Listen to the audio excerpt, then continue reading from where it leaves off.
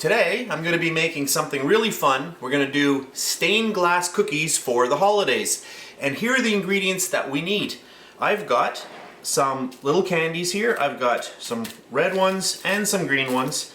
Now, if you've got lollipops or a candy that's a solid color, it's going to work better than what I'm showing you, but I don't have any of those on hand, so this is what I'm using. Okay, these are both peppermint flavor. I also have some sugar cookie dough, and that is the Wilton's sugar cookie recipe. I'll put a link to that at the end of this video.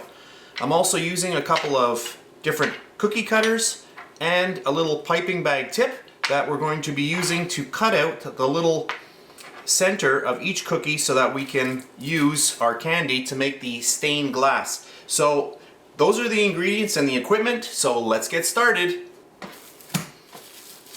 So here's my cookie dough. So like I was saying before, this is the Wilton recipe. So you can find that on their website, but I'll also link to a video where I actually made this.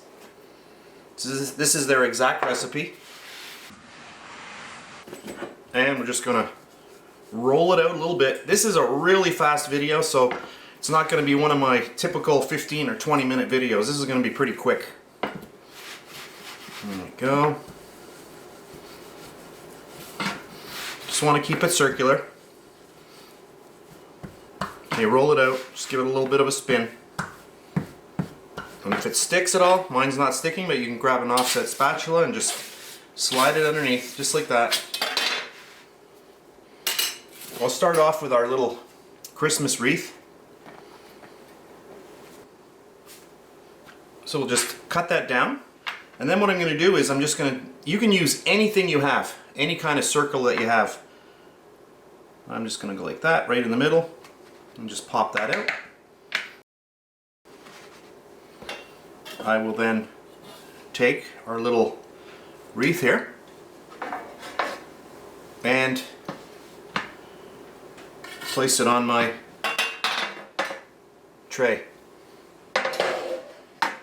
So I'm going to keep doing this. I'm going to do a few of these. We'll do a star. And then I'll just cut a hole in the middle. And I'm cutting the hole out, and that's going to be for our little candy. So let's do another one. Just pop that middle out.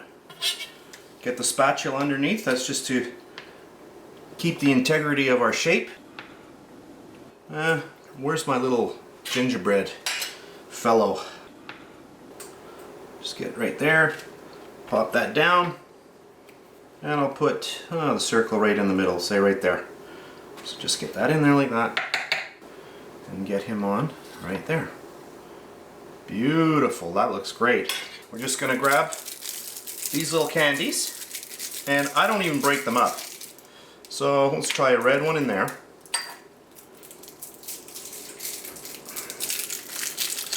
And a green one in there.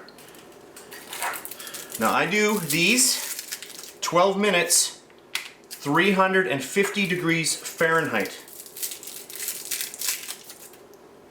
Now you could take them out at 11. You've got to watch them. When you see them, when the candy around 10 minutes, it will really start melting, and then finally it will kind of just spread over, and by 12 minutes they're done. You take them out. You could probably take them out at 11 minutes. I'll let you know exactly how long I do them. And let's do one more of the, how many we got? There we go. And we'll do one more green. Okay, perfect. So what I'm going to do now is I'm going to pop these into my 350 degree oven, maximum of 12 minutes, probably around 11 minutes. So I'll let you know exactly. I will be back when they're done. I'll just show you them very quickly. So that's all I've done. There's no need for any kind of paper or anything underneath. You don't need to grease this. Just pop them on like that, and the secret is to let the cookie cool and they just pop right off. Okay, so I'll see you in a bit. So I just pulled these out, and what happened 10 seconds before I pulled them out, they were all bubbling. The candy lifts up, and now they're already falling down. So there we go. Some of them really worked really well. This one here a little bit, but you can see now, since I've even put them there, how they've just dropped right in. And what's going to happen is later on when they really cool, they'll just slide right off the tray, and when you turn them upside down, it'll be a nice finish on the bottom, completely flat. Look at that. Since I've been talking, look at how nicely they have become. Beautiful. So what I was saying is that if you're using a solid color, you're even going to get something even nicer. But even like this one here turned out very well. We still have the little lines, which is kind of nice. There's a little pattern there. That one there's more solid. Here's got a nice little, there's a nice little red pattern going on there. So they're not too bad, but there you go. So that's it for this video. I hope you enjoyed it. It's a really fast one for today, but I hope you enjoyed it, and I'll see you next time. And please subscribe to my Bake Like a Pro YouTube channel, and also click that notification bell to be alerted every time I upload a brand new video. If you made it this far, thank you very much for watching. On the screen now, you can choose a video to watch, or you can also click and subscribe to my YouTube channel. And thank you once again for taking time out of your day to watch my video. I really appreciate it.